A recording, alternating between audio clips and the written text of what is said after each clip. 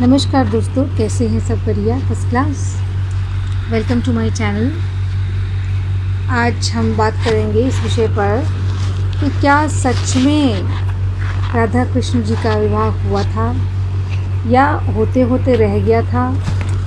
तो मैं ये बताना चाहूँगी, जो मैंने थोड़ा बहुत पढ़ा भिन्न भिन्न किताबों में, या फिर मैंने जो है सुना अपने घर के बड़े बुज़ुर्गों से, जो भी मैंने कथा सुनी है उस पर आधारित मैं ये बात आपसे कहना चाहूँगी कि बहुत सी कथाएं हैं जिनमें ये कहा गया है, कहीं पे कहा गया है कि हाँ राधा कृष्ण जी का विवाह हुआ था, कहीं कहा गया है कि राधा कृष्ण जी का विवाह नहीं हुआ था।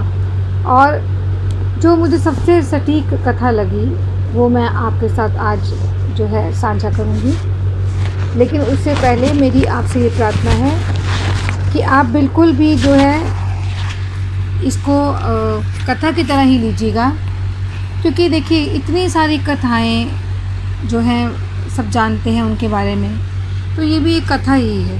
अब इसमें सच्चाई कितनी है ये तो मैं भी नहीं जानती, जैसा मैंने सुना मैं आपके साथ शेयर कर रही हूँ। तो बरसाना के मुखिया थे वृषभान जी, और उनकी पत्नी का नाम था कृतिका जी, और उनकी बहुत ही प्यारी बेटी थी श्री राधा जी। राधा जी को वृषभान जी ने और कृतिका जी ने बहुत लाड़ प्यार से पाला था। और उन्हीं के गांव के मुखिया थे उग्रपत जी, और यहाँ से जो थे नंद गांव के नंद बाबा जो थे कृष्ण जी के पिताजी, हम जानते हैं यशोदा मैया। तो नंद बाबा और जो राधा जी के पिता थे वृषभान जी, वो आपस में मित्र थे। अब हुआ क्या कि जब कंस ने कृष्ण जी को मरवाने के बहुत प्रयास किए तो अंततः, और उसमें विफल रहा, तो अंततः उसने क्या किया कि उसने सोचा कि क्यों ना पूरे गांव में आग लगा दी जाए। जब पूरे गांव में आग लगा दी जाएगी तो क्या होगा, सभी खत्म हो जाएंगे, सभी भस्म हो जाएंगे, अग्नि में स्वाहा हो जाएंगी। यही सोचकर उसने जो है नंदगांव में आग लगवा दी। लेकिन उससे पहले ही कृष्ण भगवान जी सबको जो है बचाकर एक बहुत बड़ी गुफा में ले गए थे, और वहाँ पर उन्होंने उनको वहाँ छुपा दिया, ऐसा सुना है मैंने। और किसी तरह से उससे उनके आग लगाने से पहले ही वो जो है उनको वहाँ सबको बाहर ले गए थे वहाँ से। और फिर वहाँ से वो उनको बरसाना ले गए, जहाँ पर श्री राधा जी के पिताजी का जो मुखिया थे वहाँ उनका गांव था। और वहाँ पर चूँकि ये मित्र थे तो ये कुछ दिन वहाँ मेहमान बनकर रहे, और बाद में श्री राधा जी के पिताजी ने, वृषभान जी ने उनको जो है एक थोड़ी सी जगह दे दी, एक गांव सा दे दिया नंद बाबा को, क्योंकि नंद बाबा को भी पसंद नहीं था कि वो बहुत टाइम तक वहाँ पर मेहमान बनकर रहे। तो जब उनको एक गांव दे दिया गया, वहाँ का मुखिया बना दिया गया, तो उस गांव का नाम जो रखा गया वो था वृंदावन, क्योंकि वहाँ पर तुलसी के बहुत सारे पौधे थे और इसलिए उसका नाम रखा गया। तुलसी को वृंदा भी कहते हैं, वृंदावन।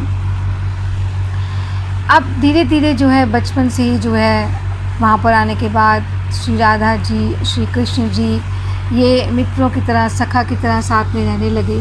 और फिर क्या हुआ कि धीरे धीरे इनमें जो है सबको मालूम चल गया बाद में कि इनमें बहुत प्रेम है, और लगभग कहते हैं कि इनके विवाह पक्का सुनिश्चित हो ही चुका था। दोनों परिवारों को रिश्ता पसंद था, लेकिन अचानक कि होनी को कुछ और पसंद था,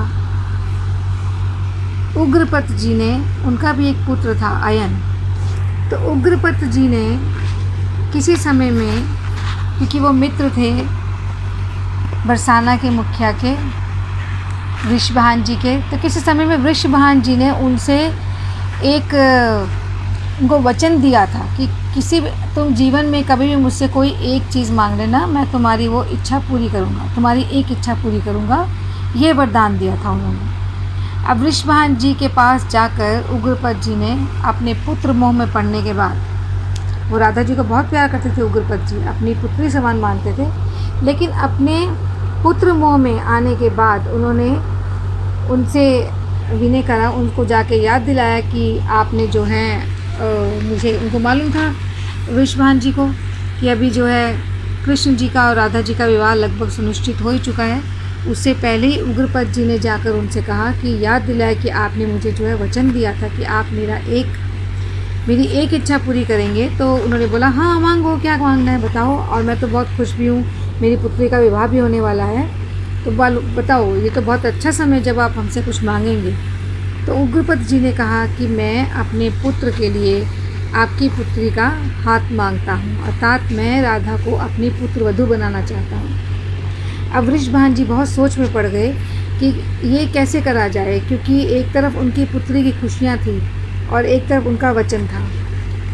बहुत सोचने के बाद उन्होंने उस समय तो बस सर हिला दिया, और बाद में उन्होंने अपनी पत्नी से जो है कृतिका जी से विचार विमर्श किया, और उन्होंने कहा कि हम कुछ भी हो जाए, अपनी पुत्री की खुशियाँ हमारी वो सर्वोपरि हैं, और इसलिए हम जो है इस वचन का पालन नहीं करेंगे। अब उस समय में क्या था कि लोग बड़े सच्चे और ईमानदार हुआ करते थे। अगर वो वचन भंग करते थे तो उनको अपना घर बार त्याग कर संन्यास लेना पड़ता था, और वो संन्यास लेने के बाद जो है अपना वानप्रस्थ हो जाते थे।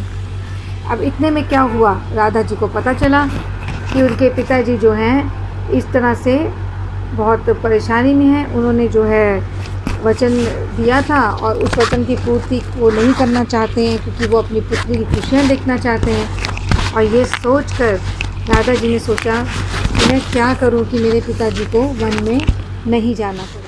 जब राधा जी बहुत उदास होने लग पड़ी, रहने लग पड़ी, तो उनसे कृष्ण जी ने पूछा कि क्या बात है कि राधा इतनी उदास क्यों रहती हैं।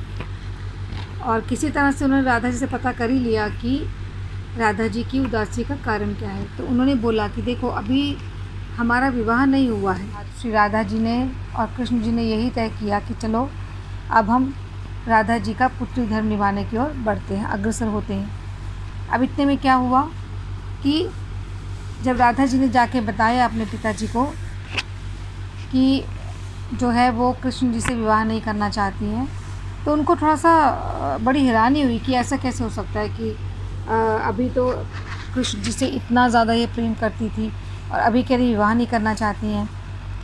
तो उन्होंने बोला कि कृष्ण की कुछ बातें हैं जो मुझे पसंद नहीं है। कृष्ण जी ने भी क्या किया, कुछ ऐसे हालात बनाए जिससे कि वृषभान जी को उन पे गुस्सा आए, वो सोचे कि शायद ये मेरी पुत्री को इतना सुखी नहीं रखेंगे, और उन सब की वजह से अंततः राधा कृष्ण का विवाह जो लगभग सुनिश्चित हो चुका था, वो वहीं पे जो रिश्ता था वहीं ख़त्म कर दिया गया, और राधा जी का विवाह जो है उग्रपद जी के पुत्र से कर दिया गया। और इस तरह से कहते हैं कि राधा जी कृष्ण जी के विवाह का यहाँ पर समाप्त हो गया और राधा जी का एक नया जीवन शुरू हुआ। तो इसलिए इसके आगे बहुत सारी कहानियाँ हैं राधा कृष्ण जी की, लेकिन वो फिर कभी। लेकिन एक बात याद रखिएगा, इस कथा से हम क्या सीखते हैं? इससे हम ये सीखते हैं कि हमें बहुत सोच समझ कर किसी को वचन देना चाहिए, क्योंकि अभी तो कलयुग है। खैर, कलयुग में लोग वचन देते हैं, वचन तोड़ देते हैं, प्रॉमिसेस करते हैं और तोड़ देते हैं, और इतनी वचन तोड़ते हैं कि अगर उनको वन में जाना पड़े, अगर हर कोई वचन तोड़ने वाला वन में जाए तो वन में पेड़ कम होंगे और वचन भंग करने वाले लोग ज़्यादा होंगे। लेकिन खैर, एक बात सीखनी चाहिए कि अगर आप सच्चे हैं और किसी को सचमुच में आपने प्रॉमिस किया है तो बहुत सोच समझ के वचन दीजिएगा, क्योंकि ऐसा ही एक वचन अयोध्या के राजा दशरथ ने कैकई को दिया था, याद है?